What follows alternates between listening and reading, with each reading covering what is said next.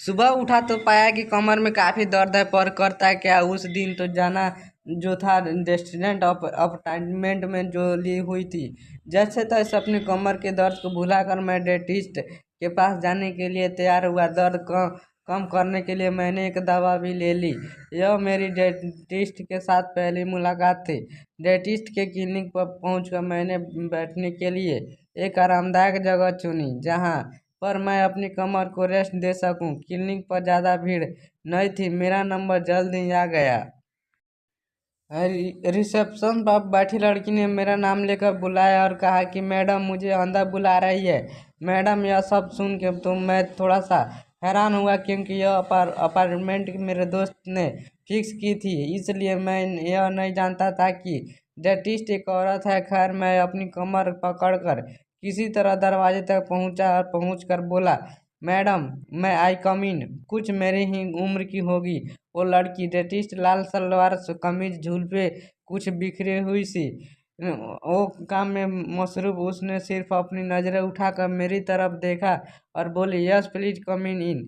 अब मैं एक बेहद ही खूबसूरत लड़की के साथ उसके ही कमरे में बिल्कुल अकेला था। आप प्लीज लेट जाए, उसने कहा। मैं यह सुनकर थोड़ा सा नर्वस हुआ और सीट पर लेट गया। अब वो गर्ल्स पहन रही थी, ऊपर की लाइट एडजस्ट कर रही थी। मैं लेटे लेटे उसकी सुंदरता को निहार रहा था।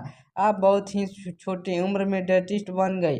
मैंने कहा। इस बात पर तो थोड़ा सा मुस्कुराई और कुछ नहीं बोली। कुछ देर की खामोशी के बाद मैंने फिर पूछा कि कुछ मुझे दर्द तो नहीं होगी।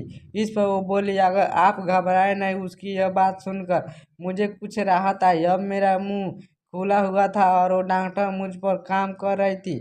मैं उसके बहुत ही करीब था, इतना करीब कि मैं उसकी सांसों को महसूस कर सकता था। वो अपना काम पूरी ईमानदारी से कर रही थी, पर मेरे दिल में तो कुछ और ही चल रहा था। मैं लेटा लेटा उसकी वो बड़ी बड़ी आंखें देख रहा था। उसकी आंखें सचमुच बहुत सुंदर थी, मधुम रोशनी और थोड़ी मदहोशी में वो और भी खूबसूरत लग रही थी।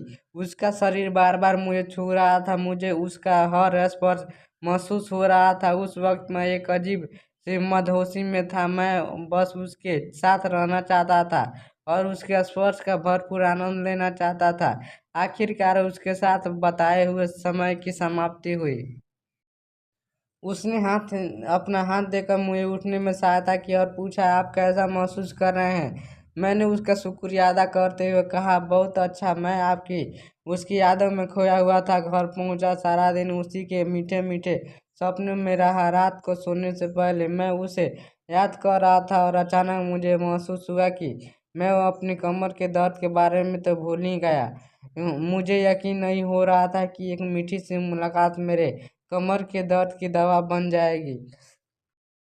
हेलो नमस्ते दोस्तों, मैं हूं विकास मौर्य और आपका स्वागत हमारे वीडियो में। गैस मैं आप सबको बोलना चाहूँगा, आज का वीडियो आपको कैसे लगे प्लीज़ कमेंट करके बताइएगा। और ऐसे ही वीडियो देखने के लिए चैनल को दबाकर सब्सक्राइब कीजिएगा, ताकि आने वाली वीडियो का नोटिफिकेशन सबसे पहले आप तक पहुँचते रहे। मिलते हैं नेक्स्ट वीडियो, तब तक जय हिंद, जय भारत।